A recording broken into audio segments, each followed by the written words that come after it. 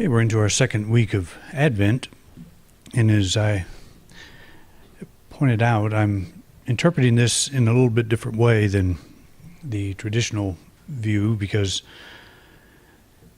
I think we need to change things up sometimes. And actually, the traditional view, if you look it up, you'll find there are several interpretations of Advent, of the different weeks and so on. So I'm approaching this as each week representing or dealing with a different aspect of God. And we think of God as life, as love, of power, and intelligence. And these are the four elements that we are looking at here. Last week we started with life, which is the green, represented by the green candle. And today is love, which is represented by the red candle. But each of these elements are, if you just think about the nature of God, how we think of God. God is life. That's not a very difficult idea to grasp at all. We look around and we see all the living things. We ourselves are alive. And life is really a mystery. The life energy that is behind all things is a kind of mystery, but we see that there is one source expressing in many different ways, and that life energy is one of the easiest to pick up. Today we're looking at love, and when we think of God, I think it's the gospel, or 1 John says God is love. And I treat love in a little different way maybe than we would normally think of it. And that's what I want to explore today. And love, each of these qualities I have said is life expresses as enthusiasm. Love expresses as understanding. Power expresses as strength, and that's either strength of body, strength of character, strength of faith, strength to move forward in life, to keep going. And intelligence expresses as order. But the idea of love, I think of it as not so much the human approach as in that we are all trying to be more loving individuals, but love as a universal power. And that power has two aspects of it that are important to us. Love draws to us that which is for our highest good, and it dissolves that which is not. If you think about this, if you're trying to love somebody and you're having a hard time doing it because they have a difficult personality, you can think of them in this way. You can say that love is drawing to you that which is for your highest good, and love is dissolving that which is not. And what you are doing by doing this is loving your neighbor as yourself. This is what you wish for yourself. This is what you wish for another. It has nothing to do with you. You trying to pretend like you love someone you don't really like. I think we fall into that trap that we think is good spiritual people, good Christians, good whatever, that we are to learn to love everybody in our life, to like all the personalities, to like all the quirks and things that people express on levels that sometimes we just don't understand. We say, I know I should be loving this person, but I'm having a real hard time doing this. But it's not hard to place them in that attitude of, I see for them, love is drawing to them that which is for their highest good and dissolving that which is not. And it could be the relationship you have with that person is not for their highest good or yours. And so love would find a way to dissolve that, or make you aware that it needs to be changed in some way. It's not about getting to the place where we can throw our arms around everyone. I don't think that's true. I don't think Jesus demonstrated that. If you read the words attributed to him concerning the scribes and Pharisees, for example, it doesn't sound too loving when he refers to them as scorpions and vipers and whitewashed tombs full of dead men's bones. What if somebody called you that? You'd say, oh, that's a nice, loving thought. But apparently they angered him, and so he was in a place where he was able to acknowledge this particular behavior that he didn't agree with. And I don't think that we are to be any different. If there's a person in your life or people in your life that just seem at complete odds with you, you don't like them, they don't like you, do we have to get to the place where suddenly it's our duty, to be able to have an emotional attachment to this person in the sense of loving them as we would think of as you love a family member or something like that? And if we can't reach that point, are we sinning? Are we doing something wrong? Well, we can't necessarily reach the place where we feel that way towards somebody. We feel a compassion, a sense of a personal love toward them. But we can release them in this understanding that love is drawing to them that which is for their highest good. It costs us nothing to take that approach. And it's dissolving everything that's not for their highest good. What greater blessing could we give to somebody? What greater way could we love them than to hold them in this kind of light? And you don't have to like them. That's, maybe that's the ultimate. Maybe we will get to the point where we can do this.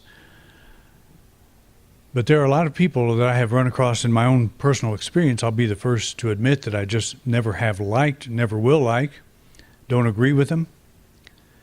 But that doesn't mean I can't love them. It doesn't mean I can't wish for them the very best and highest. That the best is being drawn to them, the highest, that which is for their highest good is being drawn to them, and that which is interfering with their highest good is being dissolved. And it's not up to me to figure out what that is. And we're pretty good at that. I know exactly what you need to do to make you lovable. And that's not, that's not the blueprint they have to operate by. And that's really pretty stressful to hold that type of a thought anyway. You have to behave a certain way that I probably never even discussed with you for me to say you're okay. So I can't do that with certain personalities, and I don't think you can either. We try to, but we think we're failing when we're unable to. But I can release them into this presence of love that is drawing to them that which is for their highest good and dissolving that which is not. I just don't think there's any greater expression of love that we can give to someone, because it frees us and it frees them as well to move into some other type of dynamic. So love works for the highest good of all concerned, sometimes attracting, sometimes repelling or dissolving, depending on how the highest good is to manifest. We've all had the experience of wanting something to happen, wanting something to work out, and praying for that to happen, asking God, for guidance or for help in the thing to work out, and it doesn't work out. But does that mean it's a bad thing because it doesn't work out? How many, you don't have to raise your hand, but how many of us have prayed for things to work and later gave thanks they didn't? Can you think of any relationships you might have been involved in early in your life where you were contemplating marriage maybe, or some close relationship and it didn't work out, and you look back now and say, thank you, God, it didn't work out? If we hold that love is doing this all the time, that we're immersed in love and that it is drawing to us that which is for our highest good, dissolving that which is not. We might be in a relationship that we think is great from one level, but then maybe a few miles down the road, it looks quite different because we're different, because we're seeing something of a deeper level of ourselves. Or maybe we thought we would like to be something, to do something with a career, in terms of career, and changed our minds later on. We're glad that we did not. I used to think I would like to be a forest ranger. I wanted to be, what else? All kinds of things I've wanted to be. I was going to be a musician. I was a musician. I was going to be a professional musician. That's how I was going to make my millions.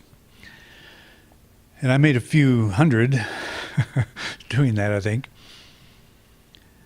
But I got to a place in my life where I was playing in nightclubs, and I thought, if I have to do this one more night, I'm going to go nuts. I just don't like it. Don't like doing this. It's not that I don't like music or don't like playing. But I could see there was something else, some other interest was beginning to grow in me, and I'm glad that I did not lock myself into that. So that's kind of an example of love. Love draws to us that which is for our highest good. Without looking for it, I found a book that changed my life. And it dissolves everything that's not for our highest good. I began to push away from the things that I thought were the center of my universe, or were the center of my universe for several years.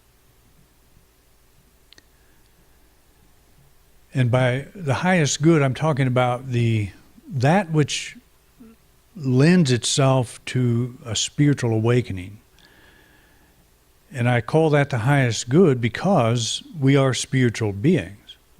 That is our essence. And so anything that would be centered on that that's the permanent part of us. That would be for our highest good. To understand that at a deeper level can never hurt us, can always benefit, always give us a perspective that will help us move through life easier. So without even knowing it, if we say, love is at work, I don't even have to be in charge of it. That it is naturally drawing to me that which is for my highest good. When you make a discovery you're not looking for, it's called serendipity. You discover something of greater value than what you thought you were looking for. There's a story in the Old Testament of, I think it's Saul. Is it Saul that goes out looking for the donkeys that ran off from his father, and ends up running into a prophet who anoints him king of Israel. It's like he's looking for donkeys and he ends up being king. So we're looking for one thing, but we get something much greater. And that would be the activity of love. What it dissolved in him at that moment was this thing that, I'm not just, a simple farm boy anymore. I let that go. I've got a higher calling here. And we may not have something like that, but there are probably a lot of examples each one of us could come up with where we were looking for one thing and found something better. And that would be the activity of love. That's how we would think of this. So if you're in a place in your life right now where you say, this has got to work this way for my highest good to be expressed, it's better to say, love is in charge of this. There is this higher dynamic. It's not my brain. It's not my perception. It's not all the senses input that I put together, all the facts that I have on the table that I put together and say, okay, here's the way things stand, so here's what needs to happen. We say this or something better. That's an attitude of love. This or something better. Because what I think is for my highest good may be for the highest good of my perception at a given moment. But what if my perception changes? Which it probably will. So my highest good would be something else. It'd be something other than what I'm seeing at the moment. And that doesn't mean to be wishy-washy necessarily either. But it means just to carry this thought that it's not just my decision-making.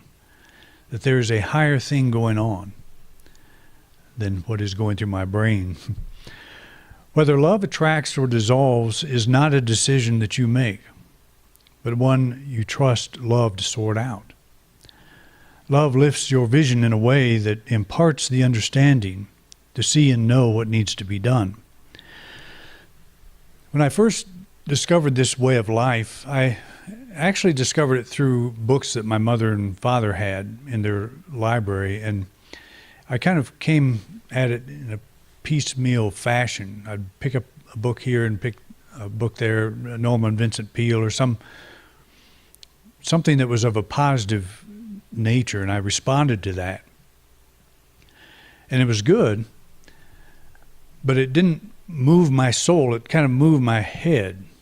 It moved my heart, but not at a deep level. It's like I agreed with, if you have a positive attitude, your life will probably work a little better than if you have a negative attitude, or a lot better. That made sense to me. It was a logical thing. But when I discovered the writings of Emily Cady in Lessons in Truth, it's like she was speaking to something much deeper in me. And that's not something I would have picked out. Not something I would even knew existed, that type of thought. I didn't know anything about it. But something in me responded to that. And it felt like I'd come home, something very natural. So what is that? That's the activity of love. We're looking for something and we don't even know it. And one of the reasons we're looking is because we haven't found it yet. Whatever it is. There's an unrest. There's something, I think it was Meister Eckhart or St. Francis, one of the mystics, that said something essential to my being is absent. We just kind of know this. And St. Francis, and he stepped into a little church one day as a young man, and he had this vision, just totally unexpected. And he heard a voice, and the voice said to fix up this church. Totally changed his life. He was interested in warfare and all kinds of things prior to that conversion, that moment.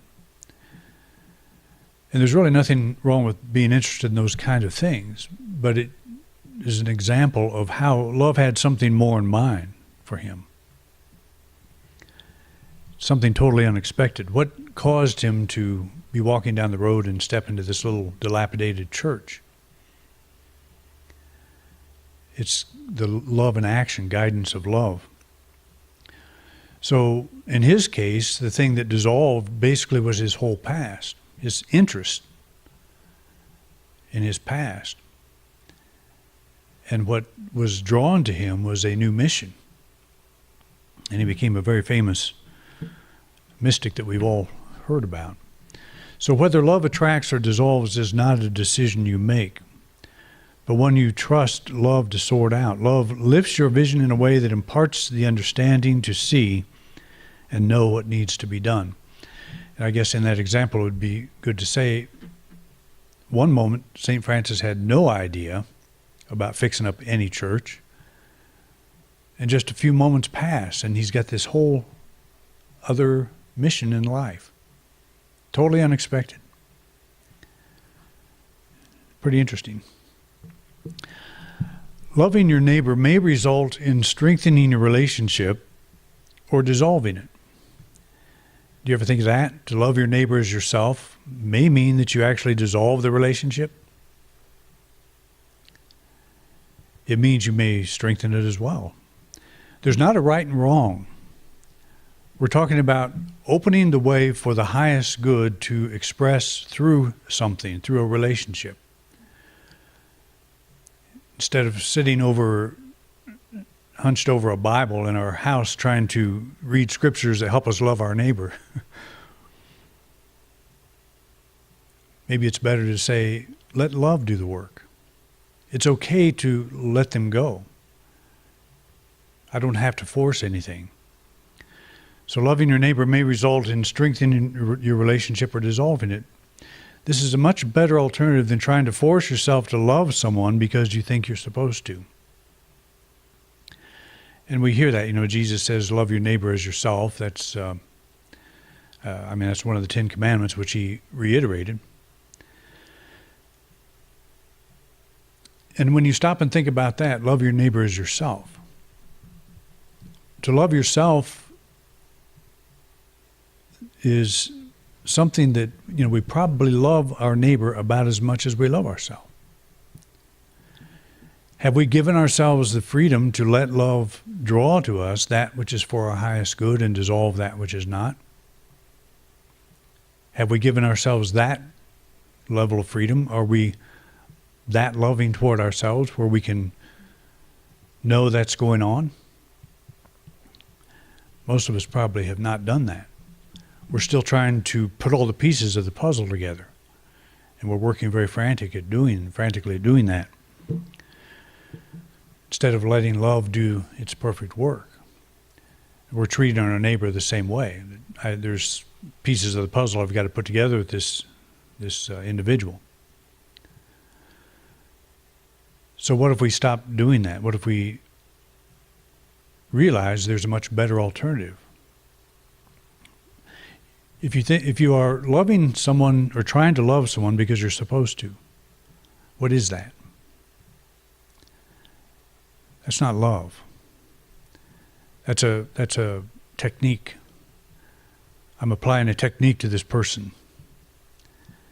I don't really feel for them, but I'm supposed to love them, so I have to go through the motions. I have to work at dissolving whatever's in me that doesn't let me love them. What's interesting about this process is if you truly release somebody where it's okay, whatever they do is okay, in terms of, the thing that annoyed you in the past no longer annoys you, then you take back your power. We talked about this in the class in the chapter in my book about forgiveness. Forgiveness is really not about repositioning your relationship with another person. It's about getting to the place where you realize there's nothing they could do to take anything from you. And the example I give is if you were born with parents that were abusive, just as an example. There's all kinds of examples. Instead of trying to force yourself to love and understand them, you forgive by realizing that they didn't take anything from you. That you are still whole. You've always been whole. If you're living your life as if they took something from you and, I have to work real hard to regain whatever that is. Forgiveness comes when you realize that they didn't have the power to take anything from you, regardless of how abusive they were. That you are no less of a person, no less of a soul now than you ever were. And we can go through our whole life living from that perspective. They took something from me and I've got to heal. I've got to get it back somehow. I've got to regain it. But you don't regain it until you realize you've never lost it. That love has always been working through you, through them. I was a lot more critical of my parents before I had kids. You kind of walk in their shoes when that happens, and you understand a little better. It's not that I don't know if I was a good parent or not. Ask Audrey. Sometimes I was, sometimes I wasn't. Sometimes I am, sometimes I'm not. It never ends, just because they leave home. Am I a good pet owner? I don't know. Ask the pet. When I'm doing what they want, I am. Our cat insists on getting on my nightstand at night, which is off limits. There's no reason for that cat to be on the nightstand. So where does the cat want to be at 3 o'clock in the morning? Well, the cat can take nothing from me of my nature, my character. And I'm being silly here, of course. But when you think about forgiveness, it's not about changing anything in a relationship. It's about changing your understanding of yourself. Get back what you think you lost. Take back what you think they took from you. No one can take anything from you if you give it up. If you hold a perspective that they were able to harm me, then you will live your life as if you were harmed, as a wounded soul. But nobody has that power. And love will dissolve that perception. And it will draw to you the understanding that you are a complete soul, that you are complete now, that nobody has the power to rob you of what you are at the deepest level. Love does not depend on how loving or unloving you are. And that's another very important idea, and probably not one you're going to read too much anywhere else. We don't affect the activity of love, even if we're nasty, even if we're not so loving. You still don't stop it from drawing what is for your highest good and dissolving that which is not. You may draw to yourself a relationship with somebody that confronts your negativity. You won't like them. But you may draw something that points out to you something that may not be so healthy for you.